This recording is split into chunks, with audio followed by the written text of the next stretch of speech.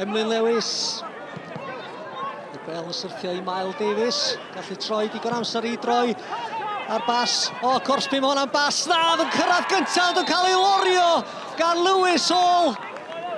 Cic o'r smotyn fydd i a Cherdyn Melyn i'r gol geidwad. Dim amheuaeth am hynny. Corsby gyrhaeddodd y bel gyntaf ac yn cael ei lorio gan y gol geidwad. Elliot Evans i gymryd y gic o'r smotyn ac yn sgorio'n hyderus. Y gol geidwad yn fynd i ffordd. Elliot Evans yn saethu'r ffordd arall. Mae'r myfyrwyr ar y blaen.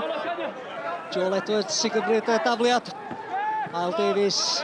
McCarthy o sgil da gan McCarthy ac yn holli'r amddiffyn. Will Evans, cyfle i groesi o'r camgymeriad gan Palmer. Elliot Evans i gwneud i ddwy ddim arbediad gwych gan Hall a Palmer yn clirio yn y diwedd. O cyfle euraidd i Elliot Evans, dyblu'r fantais. McCarthy at y sgoriwr Elliot Evans. Croesi at Will Evans. Corsby, Mael Davies, Will Evans i'r gydion taro'r bar! A'r bel yn disgyn i Guto Williams ond yn ergydion wyllt ac yn rhy uchel o lawar. Ond mi oedd Lewis Hall mor falch o weld y bel yn taro'r bar achos doedd o'n unlla'n agos ati. Jake Phillips i gymryd y tafliad hir. Will Evans rhyw hanner clirio. Jordan Evans Thomason! O Steve Thomason y capten yn syth at Alex Lang yn y gol.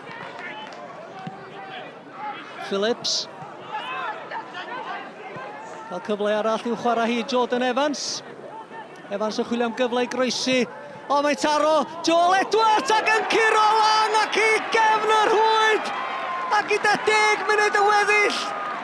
Ydi Airbus wedi sicrhau pwynt gwerthfawr. Diolch i anffawd Joel Edwards.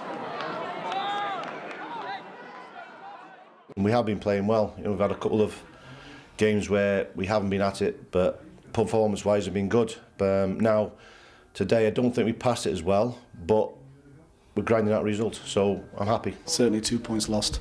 Should be 3 up at half-time, and we're not. Should be the big word, I know, but we score from the penalty spot. Elliot should score.